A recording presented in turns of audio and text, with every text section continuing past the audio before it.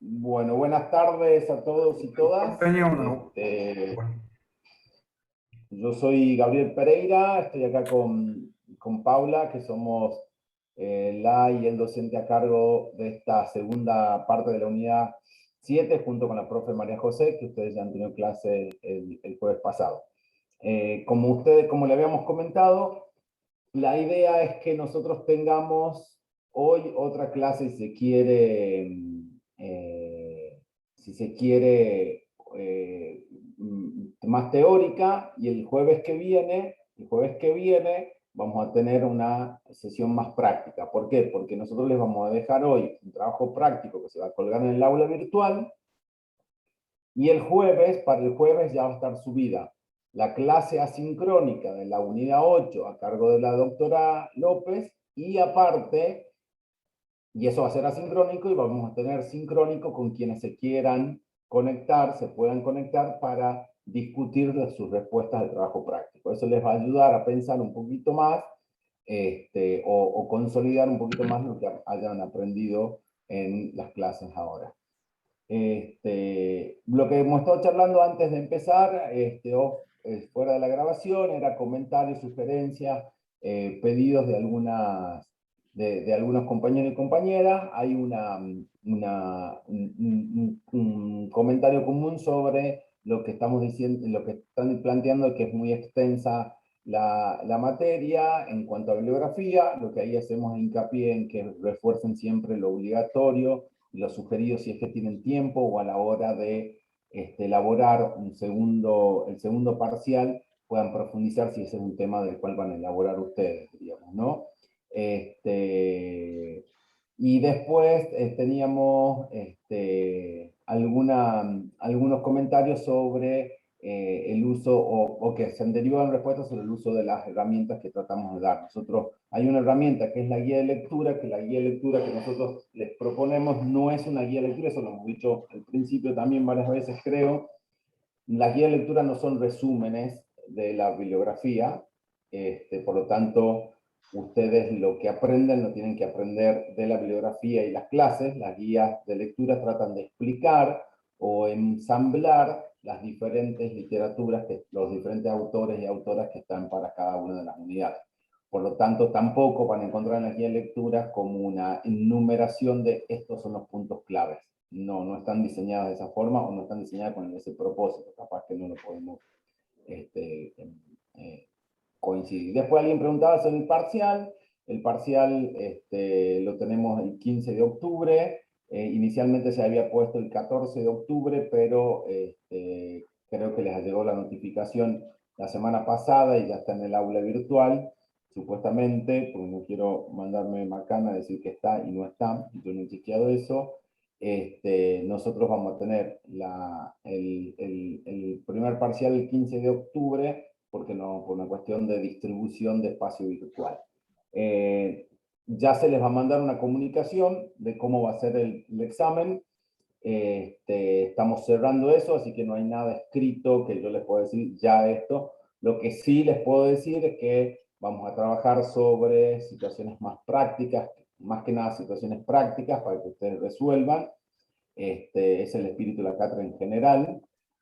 Y lo que va a ser es, por una cuestión de garantía y seguridad para ustedes como para nosotras, va a ser la rendida a través del aula virtual, diríamos, ¿no? Entonces van a recibir y entregar sus trabajos, sus exámenes a través del aula virtual. Eso garantiza que algunas cuestiones de seguridad que son importantes tanto para ustedes como para nosotros. Así que esa es más o menos la idea. El horario, alguien pregunta ahí, el horario lo vamos a poner, va a ser a partir de las 16 horas, y nos tiene que, lamentablemente, una cuestión de capacidad que nos excede a nosotros. Ya les vamos a avisar con tiempo, esto lo vamos a saber. Hoy justamente me ha llegado un mensaje de la Secretaría de Planificación de la facultad contándome un poco algunas cuestiones, entonces nosotros le vamos a estar en condiciones, si no este jueves, sino la semana que viene, de avisarle el tema de los horarios, pero seguro va a ser a partir de las 16 horas. Y vamos a dividirlos en turnos, previamente se les va a avisar, con 2 días de anticipación seguramente, en qué horario, entre las 16 y, por ejemplo, las 20, les toca rendir a las personas entre tal y tal letra de su apellido. Bueno, creo que eso he cubierto todo sin darle los nombres. Bueno, alguien decía acá, bueno, José, 45 minutos, dijo el doctor Camuña en la primera clase. Me está refiriendo a la extensión del examen, ¿no es cierto? José.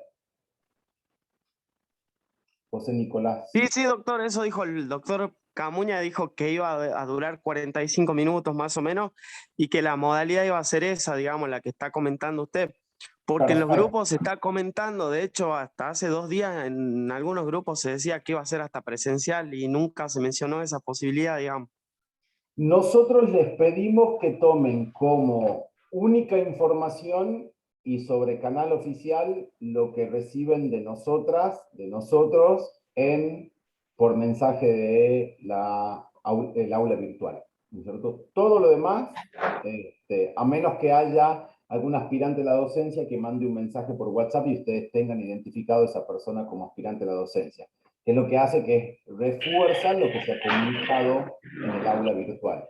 Entonces, les pedimos Doctor, que rumores, ustedes siempre chequenlo con nosotros, ustedes han visto que dentro de nuestras posibilidades tratamos de contestar todos los mensajes, así que buenísima tu intervención, José, para aclarar. Es lo que nosotros traemos a clase y a través del aula virtual es la información oficial, porque ya hemos tenido malas, esta cuestión, como vos decís, José, se corren rumores, se dice. Y lo que ha dicho el doctor Camuña es cierto, y tengan bien en cuenta, 45 minutos más o menos. Nosotros tenemos nuestra voluntad, nuestro diseño de examen, y eso tiene que congeniar con la logística que tiene la universidad y específicamente la facultad en términos de provisión de espacio virtual, conectividad, etc. Nosotros el año pasado hemos podido tener un examen de 45 minutos sin cortes, etcétera, etcétera. Esperamos que como mínimo ese sea el piso, pero eso para aclarar. Sí, tiene razón Damaris, porfa. Pueden silenciar sus micrófonos si no están hablando porque hay ruido de fondo. Entonces, bueno, aclarado doctor, con esto. Sí, José, dale, tranquilo. le quería consultar otra cuestión. Bueno, usted dice que el examen es a través del aula virtual. Paralelamente a eso, nos vamos a tener que conectar al Zoom. ¿Es así?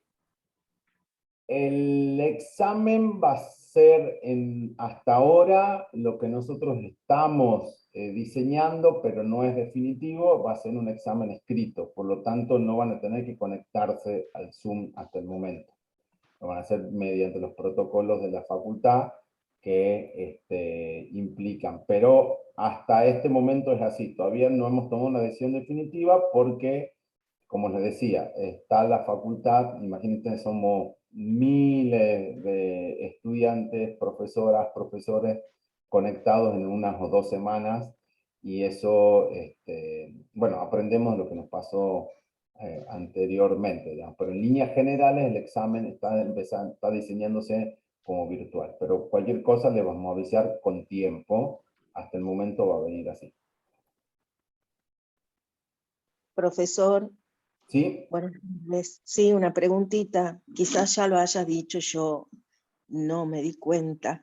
Le quería preguntar acerca del examen, si sería, ustedes darían un caso y al responder nosotros deberíamos ir citando a los distintos autores, según lo decía tal autor, yo creo que esto es tal o cual cosa, así sería. Nosotros les vamos a poner una consigna, y donde si ahí vemos que en esa consigna es necesario que hagan alusión directa a la bibliografía, les vamos a pedir en la consigna y va a quedar escrito en la consigna. En líneas generales, para nosotros es más importante que en líneas generales, vuelvo a insistir, en líneas generales, para nosotros es mucho más importante que ustedes sean capaces de de transmitir sus conocimientos, de que me digan que lo ha dicho Paula o lo ha dicho Gabriel. A mí me interesa que ustedes, por ejemplo, me digan qué significa el litigio estructural y cómo es el litigio estructural le sirve, o ese conocimiento sobre el litigio estructural, que lo que vamos a ver hoy, le sirve para resolver una situación concreta, ¿no es cierto? Esa va a ser más, esa es en líneas generales, no es un examen memorístico. Entonces, si llegamos a incorporar preguntas de estilo de control de lectura, que sería lo memorístico, vamos a, eso va a ser como una adición a lo grueso, que es lo que nosotros queremos que entiendan, diríamos, ¿no es cierto? Gracias, profesor. Perfecto. Lo que sí es muy claro es que si ustedes hacen una cita textual, utilizan un documento textualmente, y vamos a poner las instrucciones, ustedes van a poder, van a tener que citar al autor o a la autora. ¿Vos no querés empezar vos? No, porque vos borraste los mensajes. Ahí he silenciado a todo el mundo, así que activan sus micrófonos cuando quieran hablar, porque ya estábamos escuchando a alguien que hablaba por teléfono o mandaba audio mientras estábamos conversando. Bueno, gente, Doctor, vamos a ver. bueno, clarísimo, clarísimo, perdón, que Sí, queda dale. clarísimo, digamos, lo del examen, y la verdad que agradecerle el tema de conservar la virtualidad, porque hay muchas cátedras que en mitad de camino cambiaron la metodología del cursado, y hay mucha gente que está cursando desde otras provincias, así que bueno, eso es un punto súper positivo. A mí me tocó hacer la clínica jurídica de interés público el semestre pasado virtualmente, y la verdad que se logran cosas muy positivas si se sabe usar bien la plataforma y todo. Bueno, muchas gracias, José.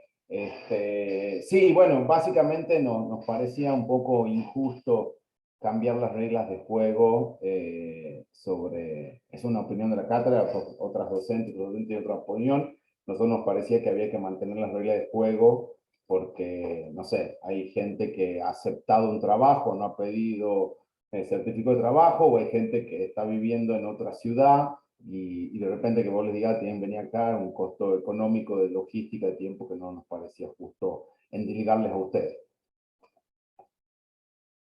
Eso a riesgo de, obviamente, perder la posibilidad de conocernos, discutir más sustantivamente, porque los encuentros físicos se dan más sustantivamente. De hecho, nosotros vemos que en las conexiones de ustedes, la mayoría de la gente que se conecta a las clases sincrónicas es la misma, y uno pensaría, bueno, qué lindo sería tenerles a ustedes junto a nosotros en un aula y poder discutir como más fácilmente estos temas que muchas veces tenemos que reconocer están tamizados por estereotipos positivos o negativos que tenemos sobre el derecho, la sociedad, etc. Así que bueno, pero sí, la idea era marcar un poco, el punto de quiebre fue, bueno, mantengamos la posibilidad que quienes no puedan venir no se les vea afectado el cursado. El año que viene ya veremos cómo se irá dando en base a cómo evoluciona esto de la pandemia. Bueno, vamos a meternos ya en la unidad 7. Me da un segundo, voy a cerrar la puerta de la oficina.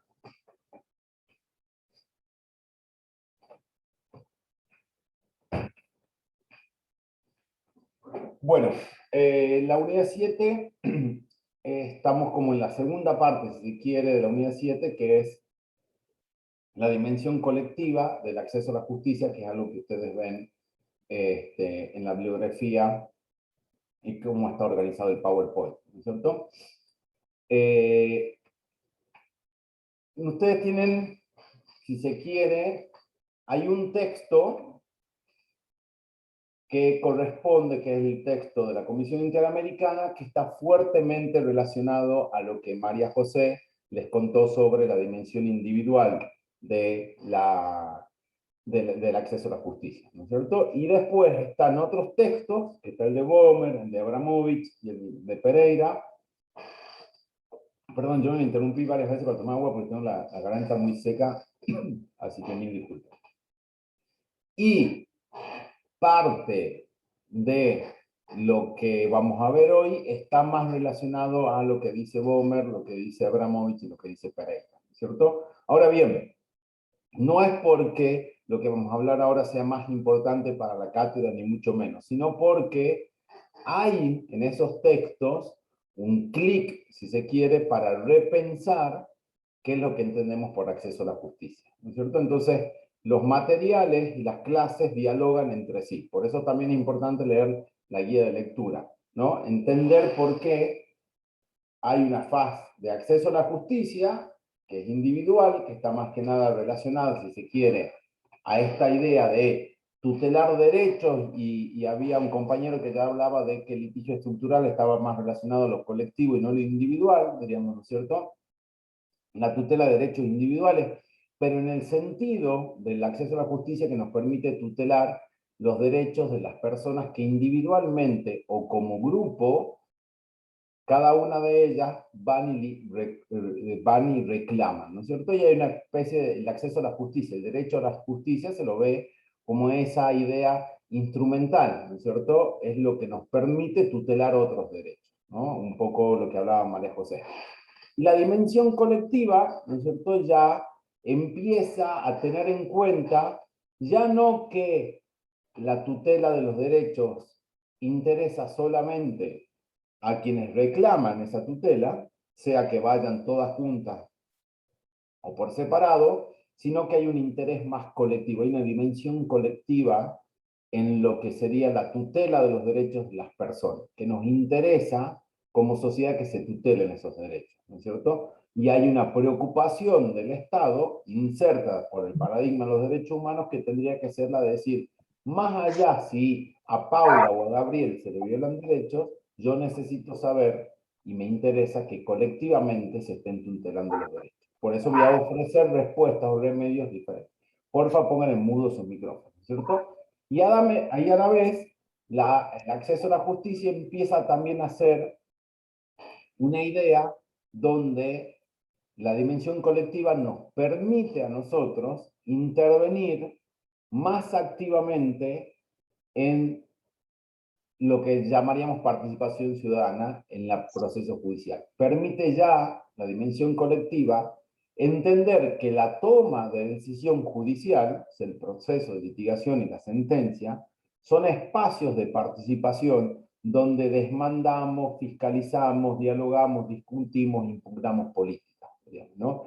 Empieza a cambiar, si se quiere, la arena, o se la ve como una arena, como el teatro, como el ámbito de discusión. El Poder Judicial ya no le corresponde el proceso judicial a las partes, el juez, la jueza, el fiscal, la fiscala, sino que ya le corresponde a la sociedad y nosotros podemos participar. Entonces la dimensión colectiva, que es algo que ustedes lo ven, sobre todo en el texto de Abramovich y en el texto de Bomer, ya empieza a proponer que el acceso a la justicia no tan solo es una vía instrumental para satisfacer mis derechos, sino que el acceso a la justicia también empieza a ser una vía de participación y de activo involucramiento en la protección de derechos a través de la decisión judicial. Entonces ya cambia un poco la fisonomía.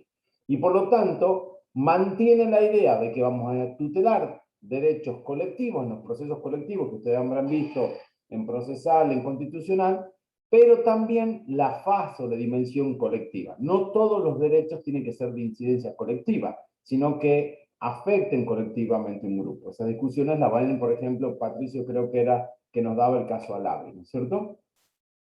Ahora bien, cuando hablamos de, no sé por qué no me pasa, ahí está,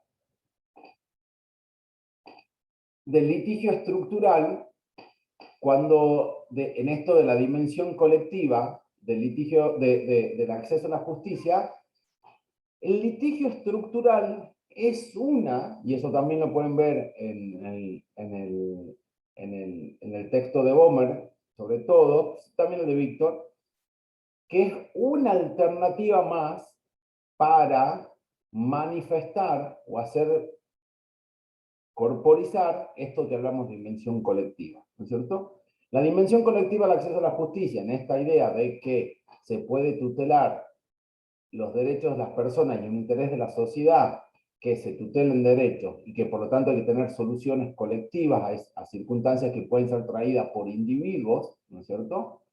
Y que abra un espacio de participación e involucramiento diferente que lo que pensaba en el acceso a la justicia tradicional, esa cosmovisión, si se quiere, del acceso a la justicia colectivo, en la Argentina y en América Latina se ha ido corporizando a través de diferentes formas de llegar al Poder Judicial, ¿no es cierto? Haciendo uso o haciendo carne esta dimensión colectiva. Entonces, una de varias, por eso también miren con atención el texto de Abramovich y el de Curti, el de Abramovich y el texto de Bomber, ¿no es cierto? Porque hay otras formas que nosotros podemos plantear esto de ir al Poder Judicial para que el Poder Judicial nos ayude a que haya políticas públicas de protección de derechos, ¿no es cierto? Y hay como, y Argentina ha sido muy original, si se quiere innovadora, y América Latina en general, en hacer diferentes tipos de estrategias de litigio, ¿no es cierto? Entonces, por ejemplo, hay una estrategia muy concreta que es la estrategia de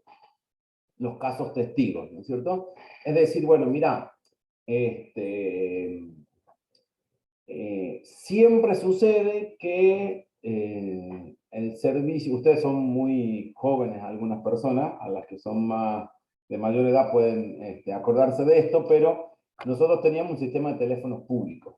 Allá lejos y hace tiempo, o sea, no más de, hace más de 10 años, existían los teléfonos públicos. Nosotros tenías en cabina o maquinitas en la calle, ¿no es cierto? ¿Y qué pasaba? La llamada duraba, o sea, vos con 22 centavos podías hablar 23 segundos, 2 minutos, ¿no es cierto? Entonces vos hablabas 2 minutos y te costaba 22 centavos. ¿Cuál es el problema? No había monedas de un centavo. Por lo tanto, cada vez que vos te cobraban 22 centavos, vos tenías que poner una moneda como mínimo de 25. Y la empresa que administraba el servicio público siempre se quedaba con 3 centavos. O sea, siempre no nos daban el vuelto, ¿no es cierto? Eso nos pasaba a todas y a todos, ¿no es cierto? Entonces, eso era una situación injusta, porque al fin y al cabo, ¿por qué no te ponían 25 centavos? Porque no querían romper con las regulaciones que les ponía el gobierno, que les decían no pueden cobrar más de tanto. Entonces te hacían la trampita esta, porque te podían cobrar 20 centavos, pero te cobraban 22 y se quedaban con 3 centavos. Entonces vos lo que haces, el caso testigo, es ir a elegir un caso concreto, ¿no es cierto? Que es el caso de Paula, que va y muestra el ticket, va a un contencioso administrativo y le dicen, miren cómo me hace la guita. Ayer, a la mañana, a la tarde, a la noche, hoy a la mañana, a la tarde, a la noche, yo tengo el ticket y cómo la empresa no me ha devuelto los 3 centavos todas esas veces.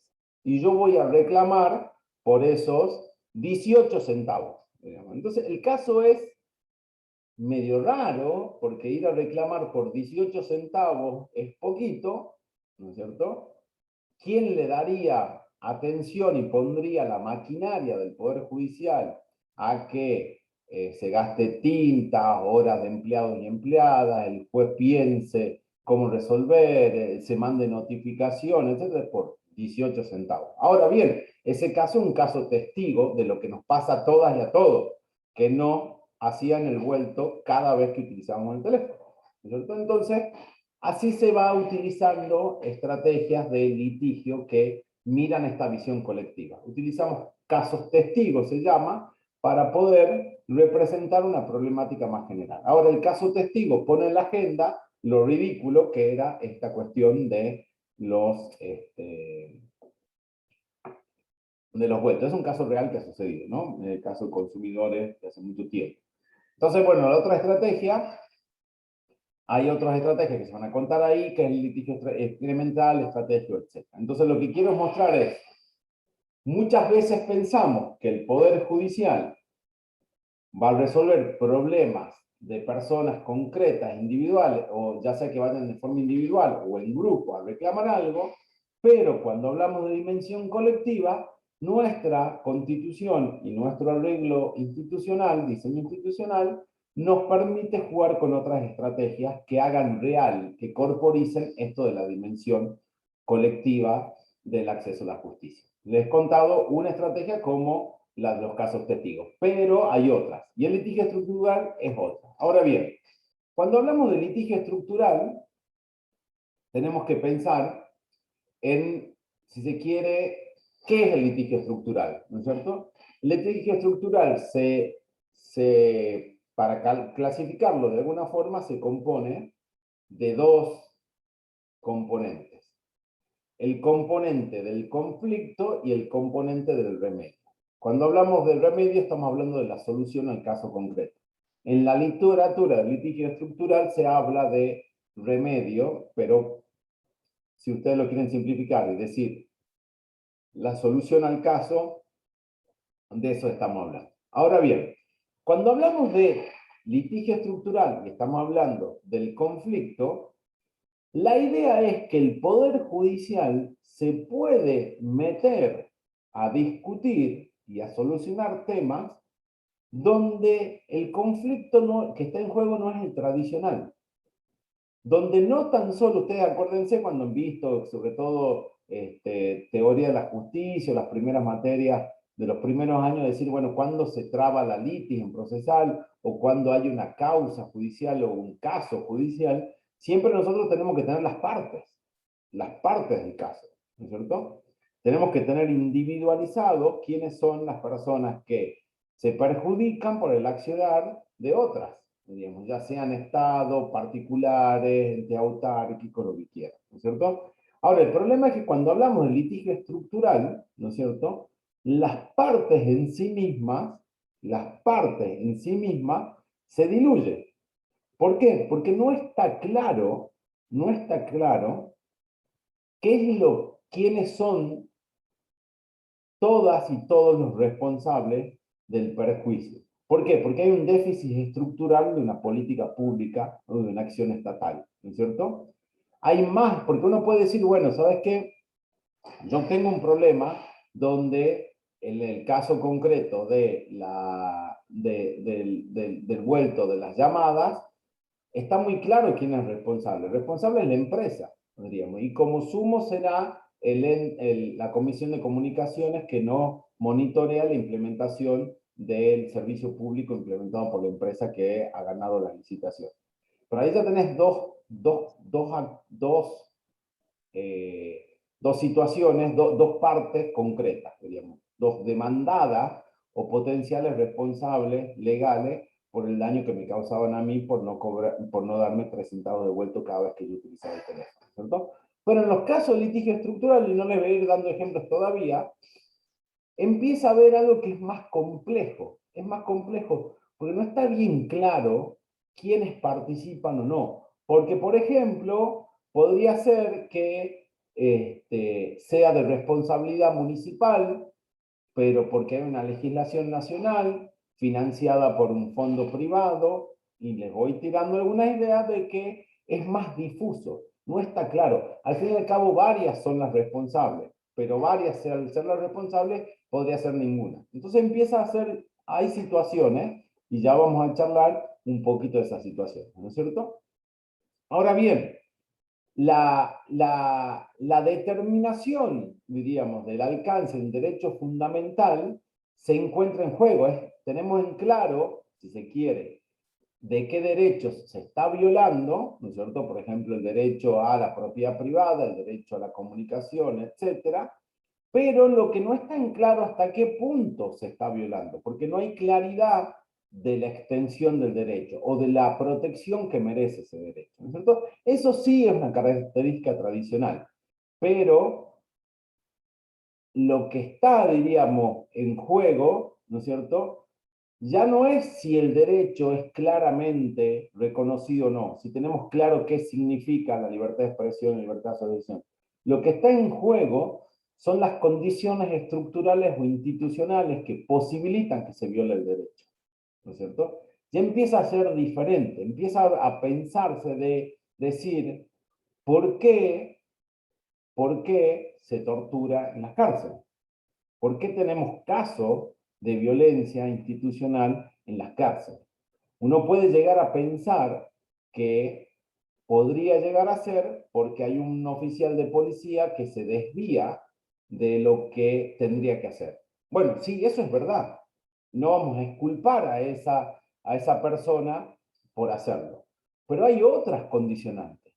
Hay otras condicionantes que son el bajo salario de la policía, los falta mecanismos de control para temas de corrupción, las malas condiciones de detención de las comisarías, la legislación que permite o exime del control judicial o el control estatal al proceso de detención en el caso de contravenciones policiales, etcétera, etcétera. Entonces uno empieza a ver que la situación esta de violación de derechos ya no es tan muy fácil. Yo soy una persona víctima de una situación de violación de derechos humanos, usted es la responsable. No, ahí hay algo que va cambiando.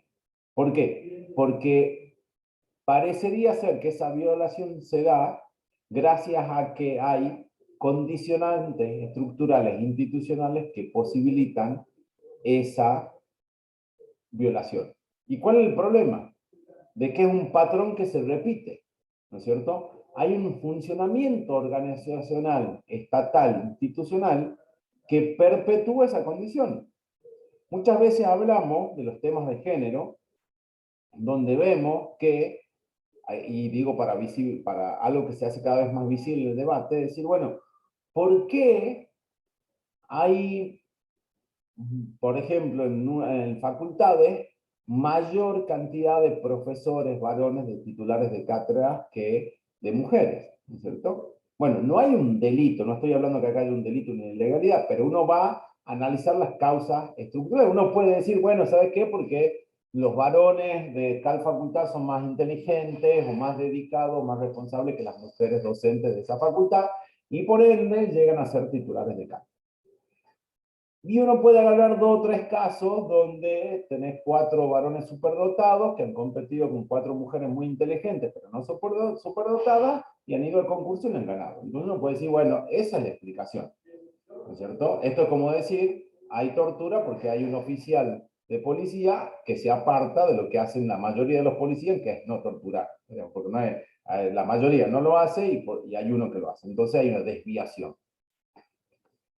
Pero no, uno ve con esto de las profesoras y los profesores titulares que hay un montón de condicionantes atrás, digamos, ¿no es cierto? Por ejemplo, el condicionante de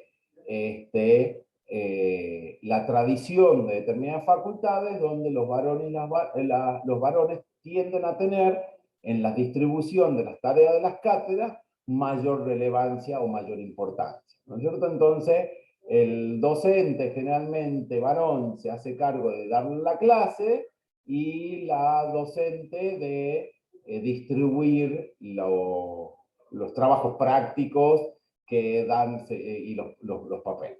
Entonces, mira, ¿y por qué eso? Hay una construcción atrás. Hay una serie muy, muy interesante, se llama la Directora en Netflix, que ha pasado esto ahora. Este ejemplo lo he sacado de ahí, ¿no? Muy interesante porque muestra estas diferencias en los claustros docentes en las universidades de literatura en los Estados Unidos. Entonces hay cuestiones estructurales, digamos, hay algo que más allá que vos podés identificar casos concretos, hay una dinámica organizacional, condicionamientos estructurales, que hace que algo se perpetúe. Entonces, cuando ya hablamos de conflicto entre partes, de conflictos entre partes, donde está definido quiénes son las víctimas y quiénes son los victimarios, quiénes son los responsables y quiénes son las personas damnificadas, ya no es tan claro el litigio estructural. Puede haber muchas y muchos responsables y puede haber muchos damnificados y damnificadas, ya sea penal, civil, laboral, etc. Entonces, el litigio estructural es la manifestación de esa preocupación que tiene la dimensión colectiva, el acceso a la justicia, de tocar temas más de implicancia y de afectación colectiva. Y concretamente, el primer componente es justamente el tipo de conflicto que podemos llegar a traer a la justicia, ¿no es cierto? Y en la literatura muchas veces se habla de que cómo se representa ese conflicto. Y ahí vamos a utilizar alguna de las jurisprudencias que tiene que la Corte Suprema de Justicia de la Argentina ha sido una de las cortes más conocidas en el mundo por utilizar este tipo de remedios, este tipo de litigio estructural. Uno, por ejemplo, en el caso Berbisky, sobre habeas corpus colectivo de 2005, que se trataba sobre condiciones de detención en la provincia de Buenos Aires. Aquí, ¿qué es lo que pasaba? Había una política pública estatal sobre tema de prisiones. El punto es que esa política colapsa. Existía la política pública, pero colapsa. Todo se fue al piso. El financiamiento era inadecuado, los mecanismos de control no controlaban, el proceso, las circunstancias, las condiciones edilicias de los lugares de detención eran paupérrimos, había sobrepoblación carcelaria, la mayoría de los detenidos y detenidas estaban en prisión preventiva y por lo tanto no tenían que estar en ese tipo de alojamiento, en ese tipo de situaciones o de edificios, etcétera, etcétera, etcétera. Entonces, había una política pública y colapsa, ¿no es cierto? ¿Quiénes eran los responsables? Un montón de agentes. ¿Quiénes eran las víctimas? Un montón, porque al ser un proceso un patrón que se va repitiendo en el tiempo, son víctimas actuales, pasadas y futuras. ¿No es cierto? Después tenemos la situación de omisión, ¿no es cierto? La situación de omisión se da en el caso Badaro y en el caso Rosá, que uno es sobre actualización de haberes de jubilados y pensionados, y el otro caso es de implementación de mecanismos de subrogancia. Digamos. En el caso Badaro y en el caso Rosá, son dos casos de litigio estructural traídos por una persona particular, pero resueltos para todo el mundo, ¿no es cierto? En el caso Badaro, había un mandato institucional de la Constitución y de la legislación de adaptar la política de aumento de salarios de jubiladas, jubilados, pensionados y pensionadas con determinados índices. Había un mandato, o sea, había una voluntad, la política expresa su objetivo de cumplirlo, pero se omite dictar el instrumento necesario para hacer efectivo eso, ¿no es cierto? Ahora bien, en Rosá, lo que sucedía era una persona que había sido juzgada por un juez subrogante. El juez subrogante había sido designado de una manera que no era la que se establecía en los instrumentos constitucionales legislativos correspondientes. Entonces esa persona dice, me han violado la garantía del juez natural, porque no se sigue el mecanismo. ¿Por qué no se siguió el mecanismo? Porque se omitió dictar la ley correspondiente. ¿No es cierto? Entonces, en el otro era un colapso, en el otro sí había habido una política pública, se habían dictado todas las políticas públicas necesarias, pero habían colapsado, se les fue de la mano, por así decirlo. En el caso del conflicto, en el caso Badaro, en el caso Rosá, había ausencia de un instrumento concreto para implementar lo que se había dicho, ¿no es cierto? Y ahora bien, como en el primero, del caso del colapso, en la omisión, lo que estaba faltando era, lo que sucedía es que se estaba afectando a un sinnúmero de intereses, ¿no es cierto? A un sinnúmero de personas, más allá que en Badaro y en Rosá, lo habían traído al caso personas particulares. ¿Se va entendiendo esto? Yo no veo el chat, así que cualquier cosa me intervienen desbloqueando. Doctor, una consulta. Sí. ¿Siempre el sujeto pasivo en estos litigios es el Estado o algún organismo del Estado o puede ser un grupo de particulares también? Eso está muy bueno la pregunta no me acuerdo quién me preguntó, no pude ver el nombre, pero en líneas generales el litigio estructural incluye el componente estatal, lo incluye. pero no es excluyente. Vamos a ver, por ejemplo, en el caso Mendoza, que es de ausencia, ¿qué es lo que pasa en el caso Mendoza y el caso de ausencia? En el caso este, no tenemos el colapso. La otra es la omisión de un componente importante de la política pública. Y ahora es la ausencia. La ausencia es que no hay política pública de ninguna forma. Que era el caso Mendoza, el caso del Riachuelo. El caso del Riachuelo se daba que un grupo de vecinos, ahora sí, un grupo grande, van a la corte, van a un juzgado, después llega a la corte y dicen, miren, la contaminación del Riachuelo, que es este río famoso, diríamos, de la ciudad de Buenos Aires, donde está el barrio de La Boca, más conocido por esa parte, que está altamente contaminado. Hay un presidente que era Menem, que había prometido a través de su ministra de Medio Ambiente que en 1000 días se iba a terminar la contaminación del riachuelo. Esto es del 96, el riachuelo sigue contaminado. El caso este del 96, o sea, para que ustedes vean cuán profundo y cuán estructural es la situación. Y en este caso, lo que plantean los vecinos es, ya tenemos la Constitución, los derechos ambientales, pero también alegan que muchos de sus derechos a la salud, etcétera, etcétera, estaban siendo violados por la contaminación del riachuelo. Ahora bien, lo que dicen ellos, esto es un lío, porque sobre el riachuelo hay facultades y jurisdicciones municipales, o sea, de la ciudad de Buenos Aires, de la provincia de Buenos Aires y del Estado Nacional.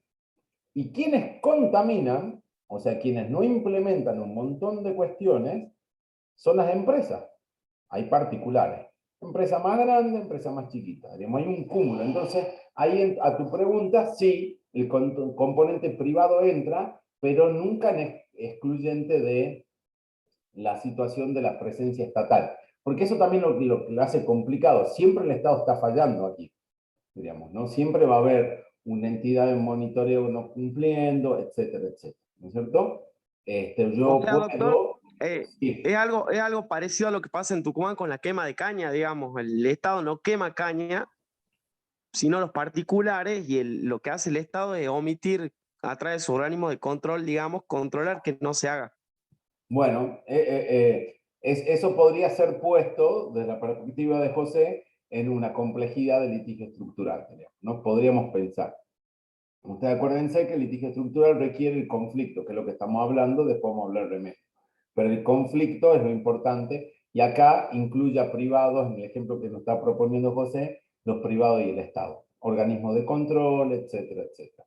El tema de bomberos, bueno, etcétera, etcétera, que podemos ver. Entonces, acá en estos casos no había política pública, no había una política pública implementada. Directamente se hacía lo que se quería. Digamos, que es lo mismo que pasa en el caso de Defensor del Pueblo de la Nación, que es en el Chaco, donde había unas comunidades indígenas que estaban en un completo estado de indigencia, donde no tenían acceso a agua potable, comida accesible, educación, etcétera, etcétera, etcétera. Entonces, ¿qué es lo que pasaba ahí? No es que había habido una política especial, como recomienda o como tiene que hacer un Estado de acuerdo a nuestra Constitución Nacional para tutelar los derechos de los pueblos originarios, y esa política colapsó por la cantidad de comunidades que había en la provincia del Chaco. No es que la provincia del Chaco no implementó algún tipo de legislación o política pública que genera esta situación, sino más bien que la política del Chaco no tenía ninguna política pública sobre temas indígenas. Digamos, directamente no había, estamos simplificando obviamente a los fines expositivos, no había. Entonces, la política pública está ausente. O sea, por colapso, por omisión o por ausencia, nos estamos dando cuenta de que se generan condicionantes institucionales, que se genera una dinámica organizacional que nos lleva a plantearnos que las partes del conflicto no son tan definidas como tradicionalmente aprendemos nosotros qué es un caso judicial. Tampoco en el conflicto se puede identificar tan claramente cuál es la agencia, el actor, el agente, la institución, el organismo responsable de esto, sino más bien que hay una multiplicidad de actores y actoras que contribuyen, incluyendo en algunos casos los privados, ¿no es cierto? Y que en este caso no está tan en juego si es que tenemos derecho o no a que nos torturen, o si la tortura es legal o ilegal. Lo que está en juego es por qué se sigue torturando, ¿no es cierto? Entonces, el conflicto, a través de esta idea de colapso, omisión o ausencia, es mucho más complejo, es mucho más difícil de ver que lo que vemos generalmente en un caso judicial concreto o tradicional, ¿no es cierto? Entonces nosotros tenemos, cuando hablamos de litigio estructural o cuando hablamos de casos estructurales de violación de derechos humanos, tenemos el primer componente. Ahora, el segundo componente está dado en el remedio, la solución que se necesita para responder a este conflicto, ¿no es cierto? Uno podría llegar a pensar que tradicionalmente las soluciones están dadas desde dos perspectivas, diríamos, en caso de violaciones de derechos humanos, ¿no es cierto? Una es que el Estado deje de hacer lo que estaba haciendo, ¿no es cierto? Entonces, si el Estado estaba no controlando, que ahora controle. Si el Estado estaba censurando, deje de censurar. Si el Estado estaba discriminando, deje de discriminar. Entonces uno tiende a pensar que nosotros lo que le decimos al Estado es, deje de hacer lo que está haciendo.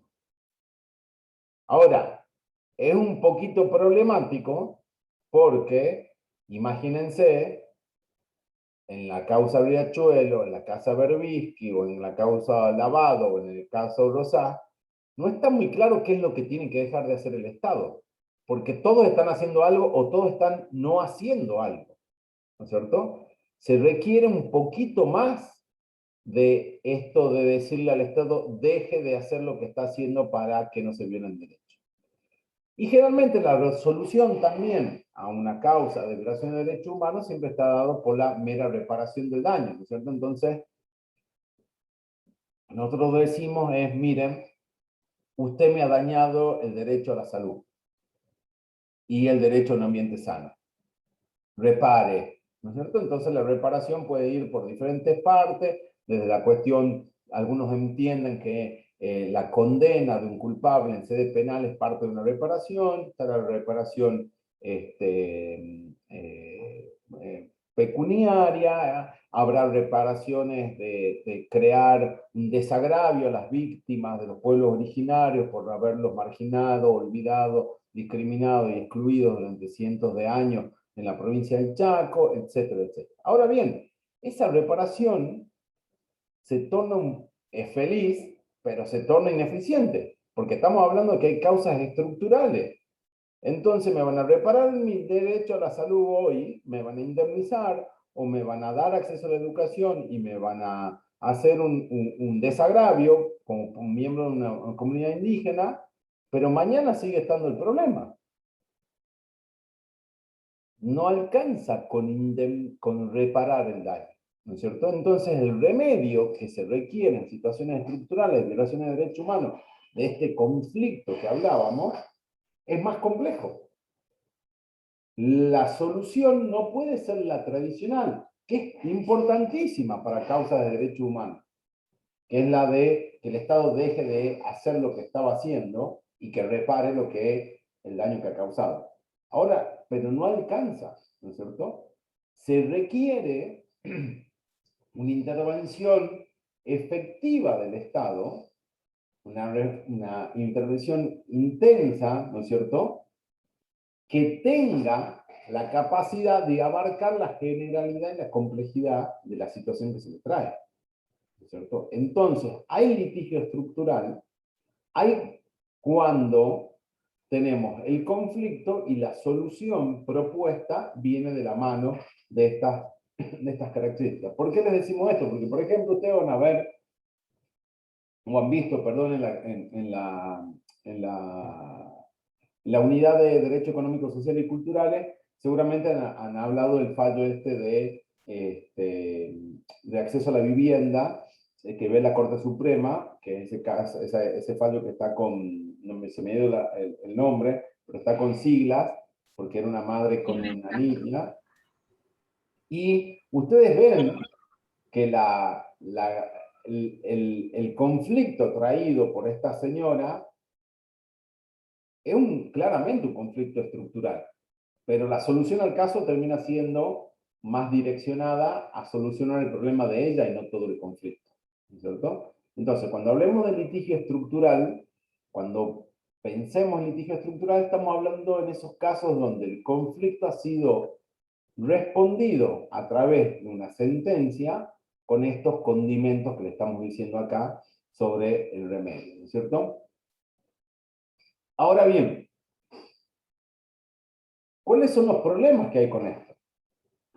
Hay un problema que se llama de legitimidad democrática. Doctor, Sí. disculpe, mil disculpas que le interrumpa.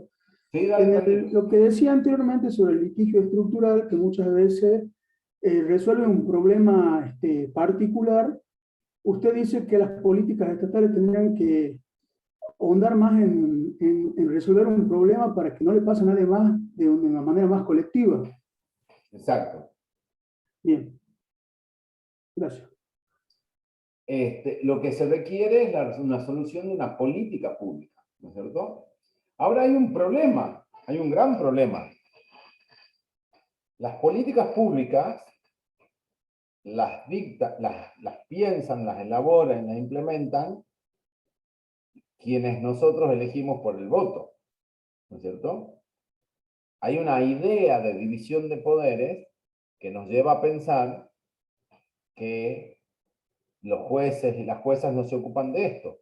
¿Y por qué generalmente no se ocupan de esto? Porque no han sido votadas para eso. No hay un mecanismo de rendición de cuentas, ¿no es cierto? Porque al fin y al cabo las políticas públicas implican distribuir el presupuesto, la acción política, etcétera, etcétera, ¿no es cierto? Entonces, ¿cómo puede ser que le pidamos, y genera cierta molestia, que jueces y juezas que viven en su despacho del Poder Judicial, que no están sujetos a mecanismos de rendición de cuentas, que por ejemplo nosotros el mecanismo de rendición de cuentas por excelencia en la democracia occidental, ¿cuál es? El voto. O sea, si hay alguien que no me gusta, ya lo dejo de votar y por lo tanto tienen riesgo de perder las elecciones, digamos. Y esa persona es la que comanda, o ese partido comanda el poder ejecutivo y el poder legislativo. Ahora, los jueces y las juezas hacen lo que quieren,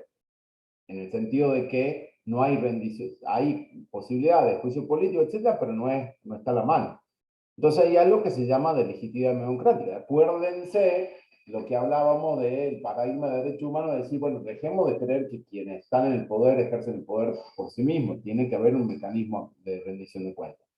Entonces ahí hay un problema de legitimidad democrática. ¿Cómo es esto que le damos a los jueces y a las juezas la posibilidad de decidir sobre políticas públicas? Si nosotros votábamos para que se decida sobre políticas públicas. Entonces es un primer problema con el litigio estructural.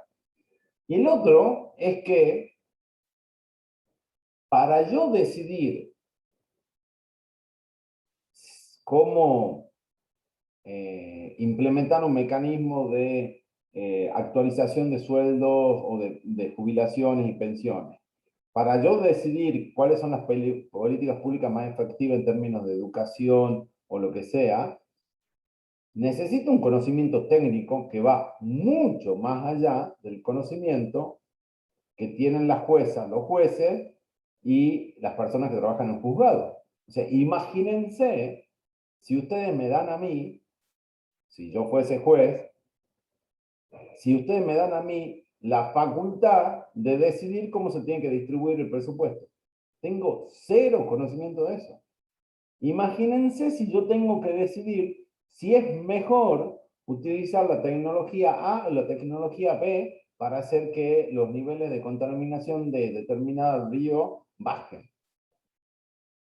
Imagínense si ustedes me dan a mí la posibilidad o la potestad para decidir, por ejemplo, si el concesionario Rubén o el concesionario Mario o la concesionaria Marcela, candidata en una licitación pública, están en mejores condiciones de recibir recibir el contrato estatal para hacerse cargo de la limpieza de determinado río. Es una locura. Los jueces y las juezas, ellas como personas, y la gente que trabaja para ellas, no tienen ese conocimiento. Entonces, que haya un conflicto y la necesidad de una solución estructural, nos viene pareciendo bonito, pero de repente alguien dice, ojo al piojo, yo no les he votado a ellas para decidir eso. Además, de onda, estudian Derecho. Le salió promedio 7 en la facultad, no era ni bueno ni malo, habrá hecho una maestría en finanzas y ahora es juez. Y esa persona, en ese juez va a recaer la reforma tributaria, ese juez va a decidir, miren, para resolver el problema de los techos de cristal en el ámbito X de determinada índole, para el tema de igualdad de las mujeres, tenemos que reformar el sistema tributario de esta manera. No, eso lo saben otras personas, digamos, ¿no? Entonces, con el litigio estructural uno tiende a tener una intención positiva. Dice, mira qué bueno existe. Y después está la cuestión de decir, che, ¿qué le vamos a dar todo el poder a los jueces y las juezas? Ojo al piojo. Sí, no hay rendición de cuentas y no saben tanto como creen que saben, ¿cierto? Entonces, ahí, si se quiere, este juego de evolución en la jurisprudencia ha ido dando diferentes tipos de alternativas, digamos, para resolver estos dos grandes problemas. El problema de la legitimidad democrática y el problema de índole práctico, que está relacionada a información y análisis técnico. Entonces, ¿habría un conflicto de poderes ahí, profesor? ¿cómo? ¿Habría un conflicto de poderes ahí? Bueno, alguien podría decir eso. Alguien podría decir, che, mirá, no tenés legitimidad democrática y por lo tanto, si lo estás haciendo, estás invadiendo las facultades que yo tengo, ¿no es cierto? Entonces podría incluso haber un conflicto de poder. ¿Qué hacen los jueces haciendo acá? No se metan, ¿no? Entonces también está detrás de esto, de la legitimidad democrática, de índole práctica, hay una razonabilidad o un pensamiento lógico que está relacionado a lo que dice Isabel, ¿no es cierto? Muy bien, Isabel. Entonces, ¿cómo? Uno puede decir, bueno, listo, cerramos el libro de cuentos, lo dejamos en la biblioteca, se acabó el litigio estructural porque no hay forma de darle vuelta a esto. Bueno, la Corte Suprema de Argentina y muchas otras cortes dijeron, bueno, vamos a pensarlo bien este tema, vamos a pensarlo bien. Y pensemos en, no el conflicto, sino pensemos en el remedio, ¿no? Entonces dicen, hay dos tipos de remedio. Si uno va a mirar la literatura comparada, la jurisprudencia comparada, hay dos tipos de remedios. Acuérdense que el remedio es la solución al caso. Hay remedios cerrados y remedios abiertos. El remedio cerrado es cuando el juez o la jueza dice, esta es la política pública, con este presupuesto, bajo estas condiciones que hay que implementar. Un remedio cerrado es muy típico de las causas tradicionales de violaciones de derechos humanos. Es donde el juez dice, usted, el gobierno de Tucumán ha violado los derechos de Gabriel porque tal y tal circunstancia. Y usted tiene que dejar de hacer esto, yo creo la solución al remedio, y tiene que reparar de esta forma, etc. Entonces, por ejemplo, en el caso del caso de acceso a la vivienda de esta señora y de su hijo, el gobierno, la Corte Suprema, crea el remedio. Y es un remedio cerrado. Le dice, usted tiene que ser A, B, C y D. Ese remedio cerrado, cuando es individual, no es problemático. Ahora, el problema sería que el remedio sea cerrado cuando se relaciona a una política pública, una política estatal general. digamos, ¿no es cierto? ¿Por qué? Porque choca con el problema de la legitimidad y el problema de índole práctico, ¿no es cierto? Entonces, bueno, ahí tenemos una salida, sí hay una salida, que es la de hacer remedios abiertos. Los remedios abiertos son ya donde no el juez o la jueza dice implemente la política pública A. Lo que dice es, usted está obligado a implementar una política pública que resuelva este conflicto, que es diferente. Yo no estoy diciendo si tenés que empezar por la punta, por la orilla norte o la orilla sur del riachuelo. Yo estoy diciendo si tenés que poner 15 puestos de control o medir el agua de esta forma. Lo que yo te estoy diciendo es que lo tenés que hacer. Tenés que decidir vos cuál es la política pública adecuada. Así, con esto colapsado, omitido o ausente, no se puede seguir. Entonces ahí ya cambia, porque pasa de decir, hace esto, a decir, tenés que hacer algo, tenés que elegir. Ahora bien, el punto es, el litigio estructural dice, bueno, tampoco podemos dejarle todo a la posibilidad de que sea una política pública en general, porque podemos recaer en violaciones de derechos humanos. Entonces los remedios abiertos también incluyen el establecimiento de un marco de derechos humanos para elaborar e implementar la política pública. Miren qué diferente es pensar que los derechos humanos son un estándar para saber si se violan o no derechos humanos. El derecho internacional de derechos humanos generalmente funciona como estándar para saber si me han violado o no. Entonces yo quiero entrar a un boliche y no me dejan entrar. Bueno, viene el derecho internacional de derechos humanos y me dice, mira, estos son unos estándares. Si no se han violado estos estándares, estaba bien denegada el acceso al boliche. ¿Por qué? Porque el boliche estaba en su capacidad. Por lo tanto, no podía entrar. Y no hay violación, no hay discriminación. Ahora, no. Sí, dejo de entrar de al lado y a mí no. ¿Y cuál ha sido la única razón? Así, o no ha habido razón, entonces puede intuir de que era porque cómo estaba vestido yo. Y ahí el estándar. Entonces el estándar de derecho humano, el derecho internacional de derecho humano, el marco de los derechos humanos siempre sirve para saber si se violan derechos humanos o no. Ahora acá en el litigio estructural cambia y te dicen que los derechos humanos son el marco para elaborar e implementar una política pública. Miren cómo el paradigma de los derechos humanos, como habló en la clase 4, se va haciendo mucho más fuerte, porque ya te sirve como una herramienta para elaborar políticas públicas. Entonces te dice, ¿sabes qué? Cuando te sentes a pensarla, a diseñarla, y cuando la empecé a implementar, estos tratados te sirven para crear una política pública respetuosa. Yo no sé cuál es la mejor política. Lo único que sé es que la política sí o sí tiene que respetar este marco. Entonces ahí ya cambia también otra vez la forma en que nos proyectamos sobre los derechos humanos, y los derechos humanos sirven como herramienta de elaboración de políticas públicas. Y el tercer elemento es que la justicia, como así le llamamos al Poder Judicial, se reserva la facultad de monitoreo de cómo se diseña e implementa esa nueva política pública. O sea, establece un mecanismo de control, por así decirlo. No es que le digo, mire usted, señor Estado tucumano, tiene que crear una política pública, no sé cuál, pero una política pública, porque así las cosas no pueden seguir. Ojo al piojo, elija la política pública que quiera, pero bajo estos estándares. Por ejemplo, que no se discrimine a personas de determinada orientación sexual, o que participe en determinados sectores más desaventajados en el diseño, etcétera, etcétera. Lo verá el juez.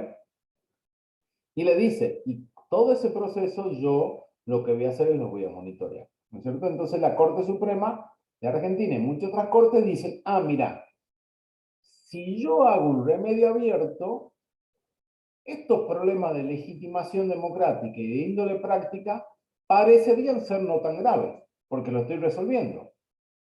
Yo no me estoy metiendo con la política pública en el sentido de que yo estoy decidiendo como si fuese la presidenta, el presidente, la legislatura o el organismo o el secretaría o el ministerio X.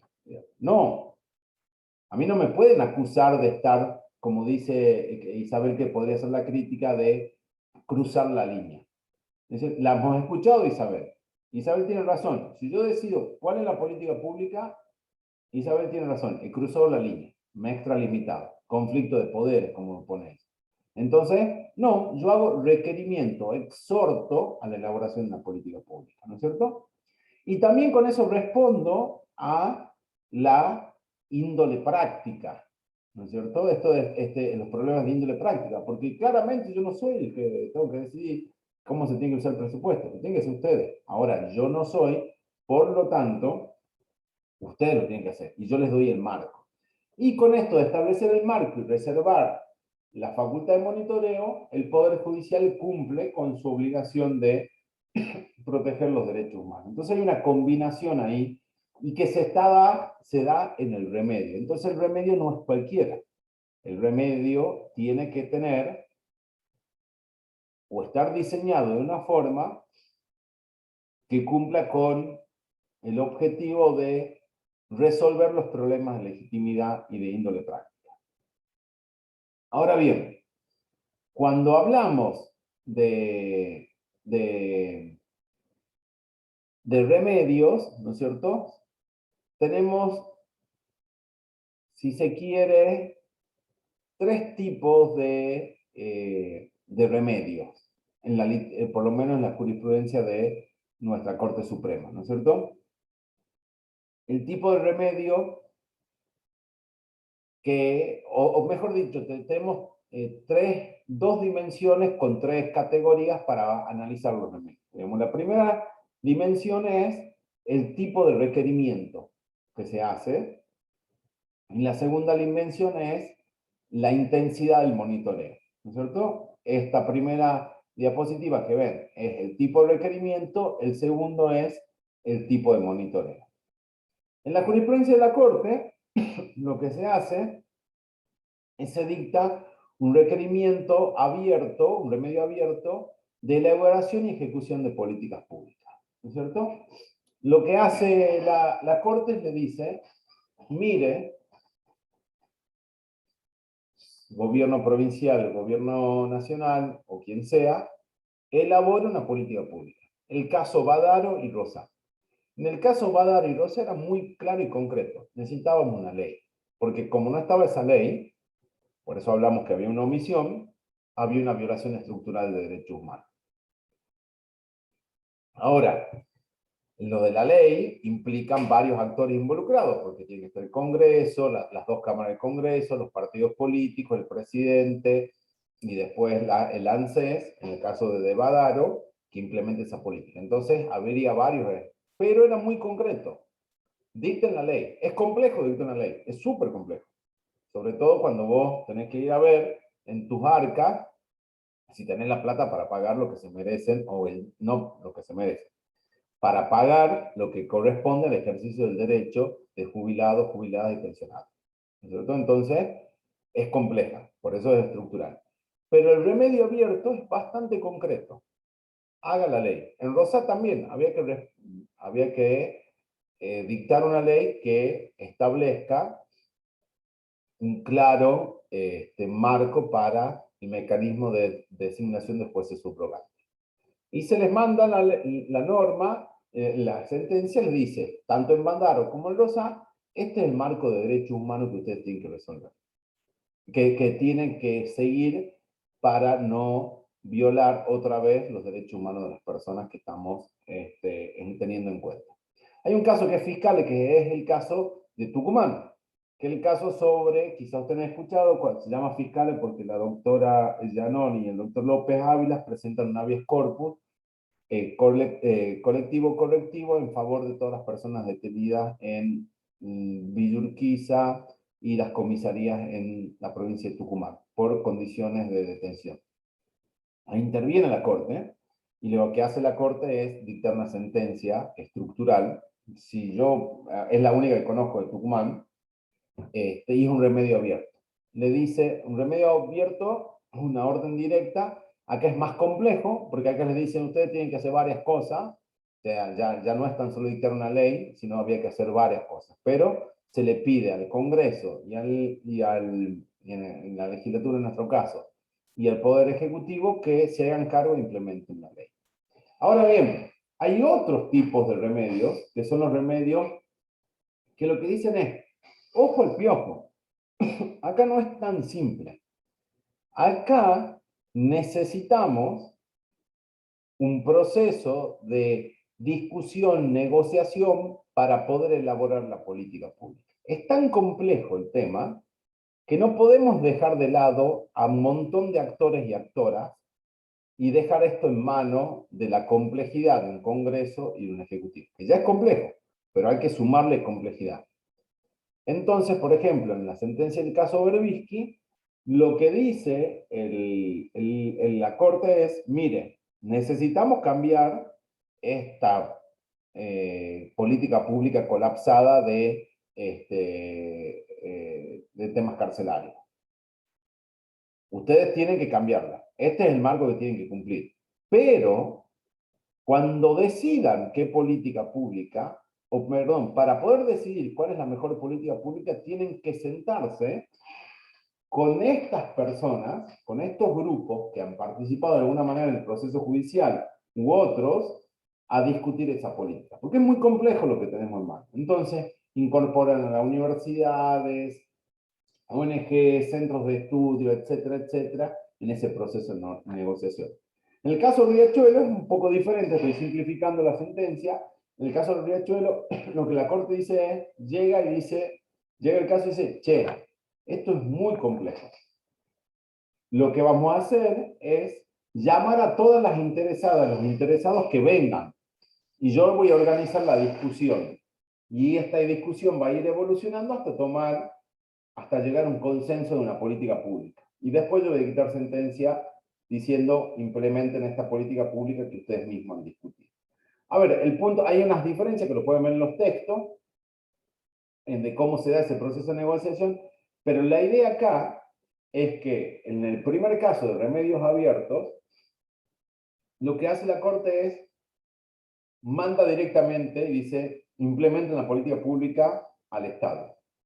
Acá lo que dicen es, che, ojo al piojo, esto es mucho más complejo de lo que parece, discutan, dialoguen, intercambien ideas y lleguen al proceso de negociación, terminen el proceso de negociación con una propuesta de solución, ¿no es cierto? Y después, la última forma de remedios abiertos es en procesos estructurales, en procesos cautelares. Donde la Corte, en el caso Lavado y Defensor del Pueblo, el caso Lavado es también sobre condiciones de detención en la provincia de Mendoza, en este caso, en el caso Defensor del Pueblo, el caso de los pueblos originarios en la provincia del Chaco, donde la Corte dice, es tan compleja la situación, pero a la vez tan urgente, que yo voy a tomar una cautelar, ya no por sentencia definitiva, no por la sentencia que dicta la Corte, sino en un proceso cautelar voy a pedir que se abra voy a dictar ciertos requerimientos para la elaboración de políticas públicas. Y la Corte dice, y después voy a ver qué decido. En estos casos eran casos de provincia, y la Corte interviene y dice, antes que decidir si estos casos, que son sobre una provincia, porque era por competencia originaria es cuando vamos directamente a la Corte dice ahí, ¿qué es lo que hace tradicionalmente la Corte? Dice, bueno, para decidir sobre el fondo, primero voy a tener que ver si yo soy competente. Y la Corte tenía que decidir si era competente en estos casos que le llegan. Y la Corte dice, no obstante que yo tengo que decidir sobre la competencia, voy a dictar un remedio estructural en cada caso hasta decidir mi competencia. Voy a forzar a la política que ponga mano en un plato que venía evitando hacer, o que venía esquivándole, porque había ausencia de políticas públicas. Entonces lo que hace, de hecho en estos dos casos, después la Corte, cuando dicta el requerimiento, los remedios estructurales, lo que hace es se declara incompetente. Hace la movida primero y después dice, no, esto no es competencia mía, pero ya había activado el dispositivo para que se solucionen los problemas estructurales. Después hay toda una discusión que podemos tener después, en algún momento, es si cuán efectivos han sido estos casos estructurales. Toda una discusión si realmente han servido o no han servido para tutelar derechos. Pero, básicamente, Estas son las diferencias para clasificarlo. Acá pregunta María Paula, remedio abierto sería de algún modo el que el fiscal general de la Nación le dio a la Corte de Justicia con respecto al caso Alit del año 2006.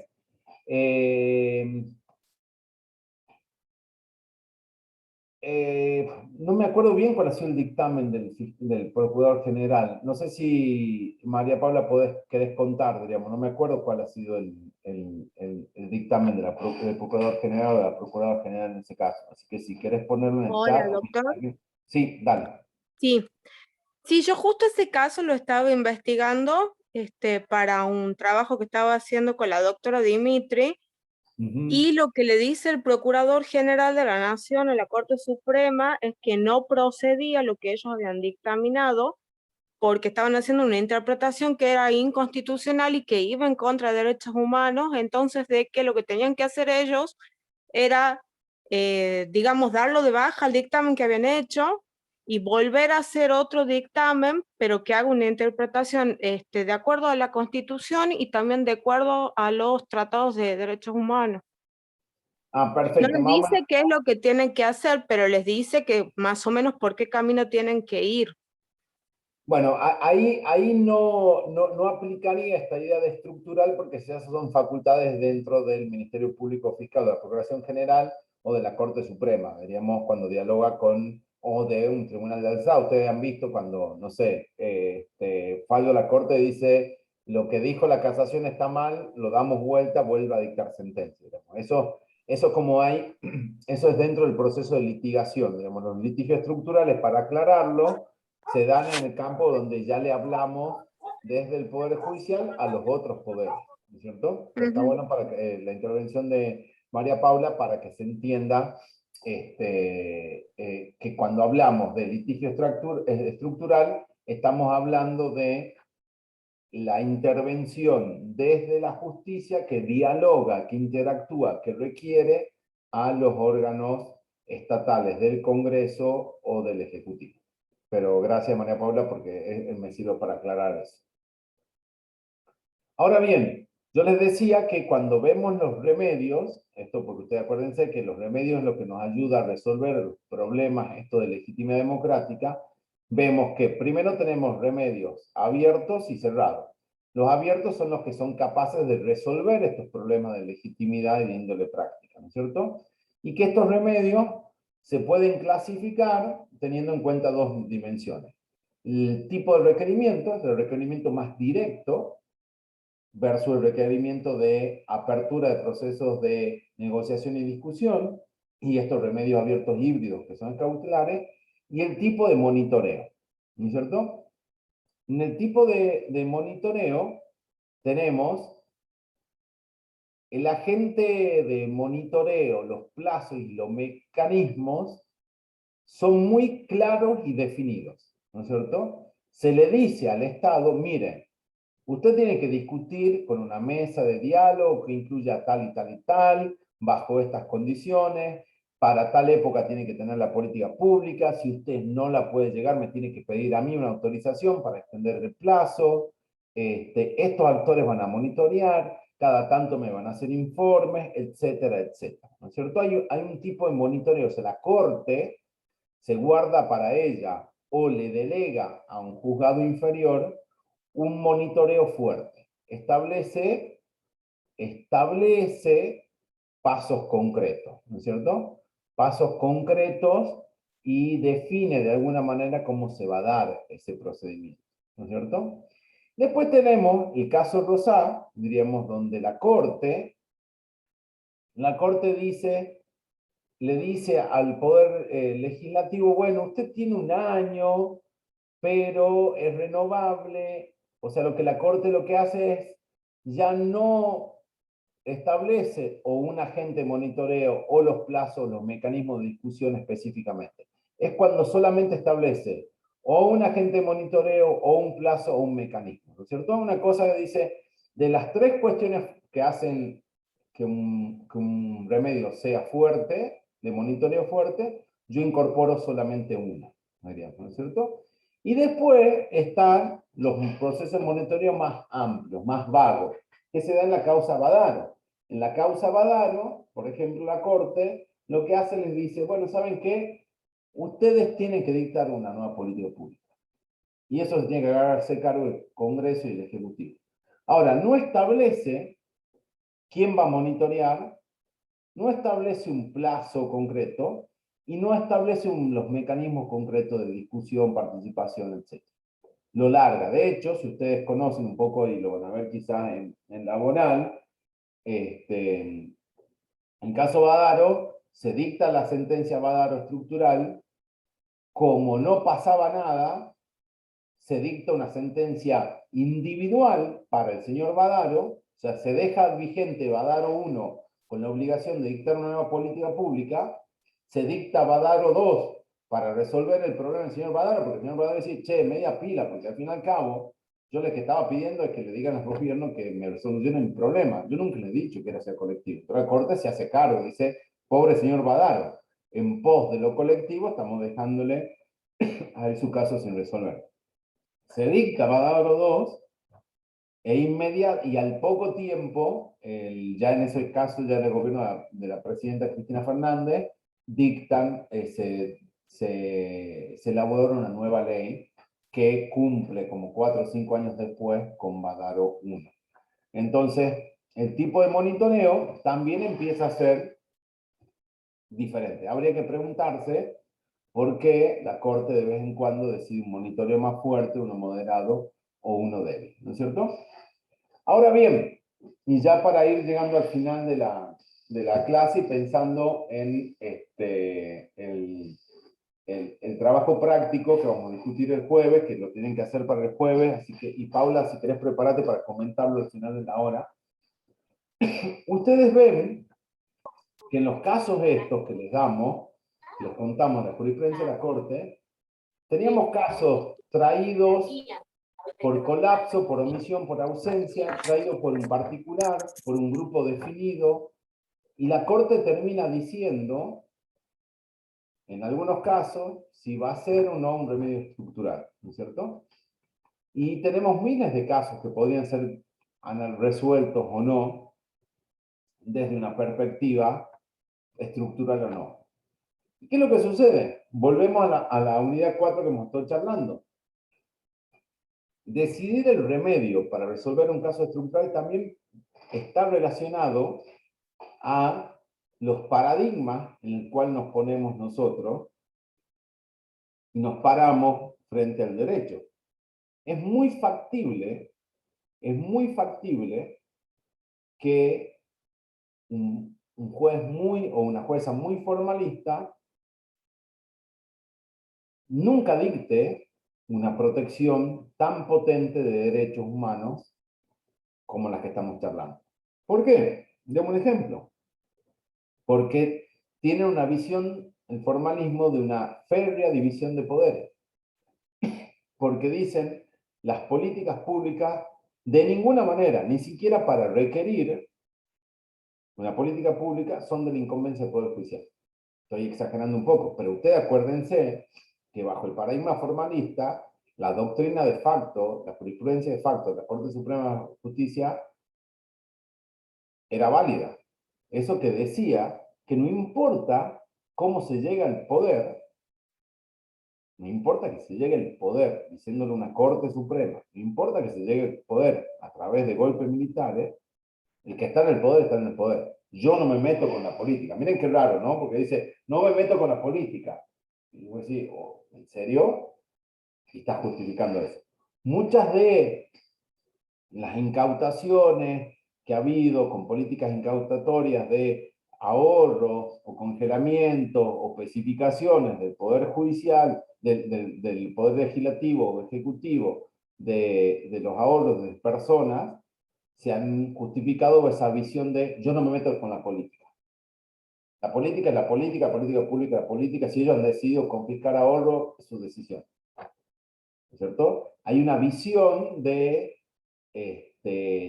división de poderes, de ausencia o de no interacción de la política pública, una visión débil individual de los derechos que no da lugar al litigio estructural. La visión débil individual de los derechos haría que si Badaro se presentó solito, a Badaro le respondo solito. No hay nada que me preocupe a mí como sociedad que haya muchos señores Badaros dando vueltas.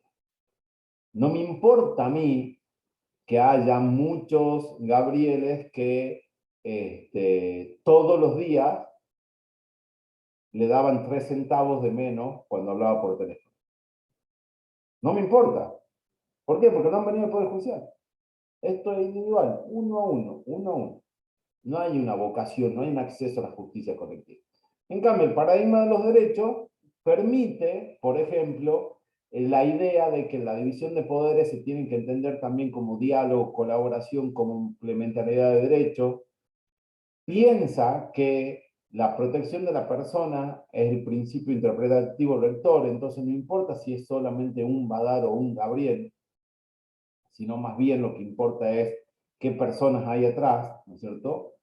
Permite que se judicialice la política en el sentido de que los jueces y las juezas se tienen que meter en los temas de la política, obviamente utilizando ciertos límites que son los derechos humanos como marco para el regulatorio de esas políticas públicas, ¿no es cierto? Entonces, esto de la existencia de remedio o una dimensión colectiva de la protección de los derechos, digamos, y del acceso a la justicia, tiene que ver también con que la dimensión individual empieza a mutar a colectiva y terminan siendo dos caras de la misma moneda gracias a este paradigma de los derechos humanos que nos hace repensar el rol de la justicia, el rol del Poder Judicial, qué es una litis, qué es un caso, cuándo tiene que estar determinada, la demanda determina los intereses en juego, etcétera, etcétera. Entonces, reconvierta.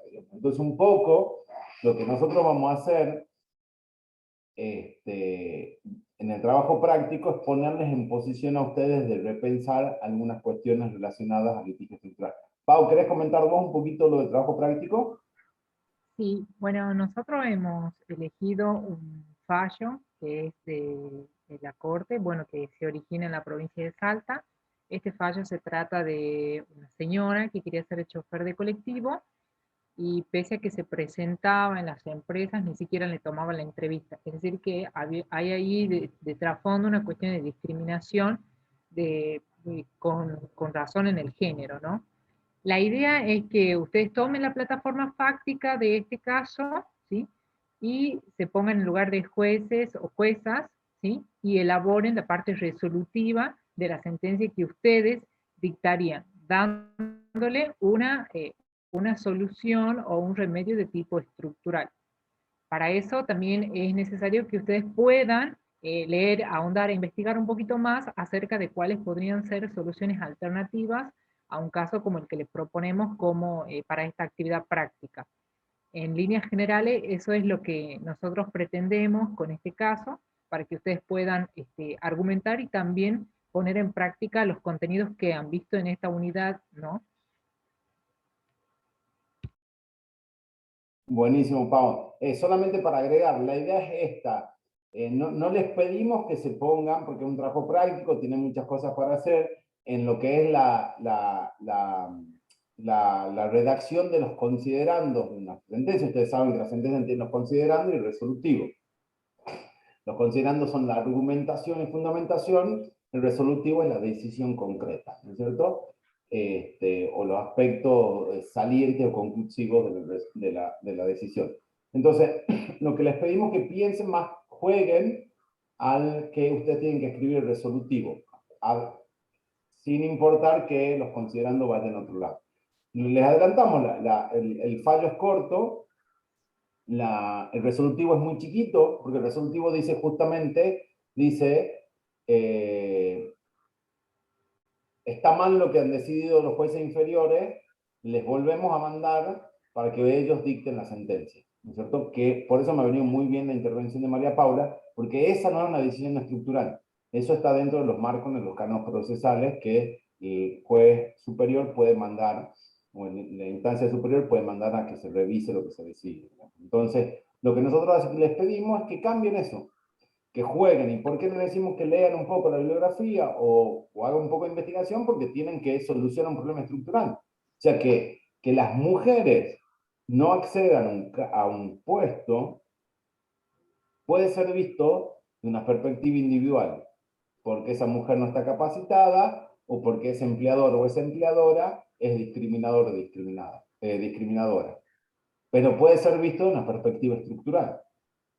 Hay muchos condicionantes y funcionamiento estatal que posibilitan que se discriminen a las mujeres. Entonces pónganse a pensar que ustedes son juezas y jueces, como ha dicho Pau, y que tienen que reescribir el resolutivo de esa causa. Y pueden poner, considerando resolutivo número 1, tal cosa, 2, tal otra, 3, o todo junto, elijan cómo lo quieren hacer. Pero esa sería la idea. Lo que les vamos a pedir es que manden, vamos a crear una pestaña trabajo práctico en el aula virtual. No sé si ya está creada, Pau. No, la tenemos que crear. Ahora mismo la Me ocupo de creamos. eso y voy a dejar colgado ahí el trabajo práctico y la clase grabada. Exactamente. Y lo que vamos a hacer es, en el jueves, quienes se animen a discutir y charlar qué es lo que han escrito, lo vamos a hacer en clase. Van a tener tiempo hasta el jueves a las 12 del mediodía para hacerlo, y después discutimos a las 4. Obviamente que cada persona que haga su trabajo práctico va a recibir la retroalimentación, y eso lo vamos a ir teniendo en cuenta a la hora de corregir. Profesor, ¿tenemos que ver otros casos? ¿Otras sentencias? Si ustedes quieren, por ejemplo, leer bien la bibliografía para tener en cuenta bien cómo son los remedios estructurales, eso es fundamental. Pero, y si quieren ahondar más, estaría buenísimo, sería fantástico. No les queremos poner mucha consigna de investigación, porque sabemos que están cruzando muchas materias, etcétera, así que no se preocupen. Pero si lo quieren hacer, sería fantástico. Bueno, si no hay ninguna otra pregunta Doctor, duda, ¿sí? disculpe que no me haya quedado claro. El trabajo práctico lo vamos a subir nosotros, lo enviamos a través del campus, y también lo vamos a debatir en clase, en la próxima clase. Exacto, gracias Mario, aclaro. Lo suben, ¿no es cierto? Lo suben el jueves hasta las 12. Y a las 2 de la tarde, a las 4 de la tarde nos conectamos. Y la idea es que quienes se conecten vengan con ganas de charlar y contarle a sus compañeras y sus compañeros qué es lo que han pensado, por qué no han pensado, qué era mejor, cómo han resuelto el problema de la legitimidad democrática, cómo en reforma práctica, si realmente creen que lo que están diciendo tiene sentido, etcétera, etcétera. Muy amable, doctor. Perfecto, bueno, muchísimas gracias a quienes se han conectado, y porfa avísenle a sus compañeros y sus compañeras que no se han podido conectar hoy, que vean la clase para ver si alguien tiene ganas de discutir, debatir un poco, y salimos de este acartonamiento que nos da la virtualidad. Sí, doctor. Quiero decir una última consulta para culminar. Sí. Sobre la bibliografía. He visto, bueno, la mayoría de las cátedras hay lo que son de orden consultiva de la Corte Interamericana de Derechos Humanos, fallo de la Corte Suprema de la Nación Argentina. No vi mucho que se indague sobre el Código Civil y Comercial, el actual vigente, donde también hay, en este caso, por ejemplo, Unidad 7, se habla sobre la incidencia colectiva, es decir, va tomando forma el derecho argentino, todos estos nuevos derechos están ya constitucionalizados. Está bueno eso que vos planteas, Patricio. Nosotros ahí tratamos de, ¿cómo se llama? De no tratar de pisarnos con otras materias, diríamos, de no repetir, digamos, ¿no? Porque como derecho humano, afortunadamente, se ha transversalizado, en derecho privado se tendría que empezar a ver este tipo de cosas con más profundidad. Lo mismo, por ejemplo, en tributario, lo mismo en otras materias. Entonces, el hecho que no esté específicamente en muchos temas de derecho privado en esta materia no significa que vos no tengas razón, que los derechos humanos han permeado el Código Civil, y nosotros nos tratamos de restringir algunas cosas de niñez, algunas cosas de género, etcétera, que son más fuertes o que intuimos o pensamos que no se dan en otras cátedras, ¿no es cierto? Pero espero yo que los otros docentes, las otras docentes los den esas cátedras, pero tenés toda la razón en ese sentido. Muchas gracias, profesor. Buenas tardes. No, por favor. Bueno, gente, muchísimas gracias, un abrazo y nos vemos el jueves. Gracias, doctor. Muy amable. Chao, doctor, gracias. Hasta luego. Hasta luego, doctor.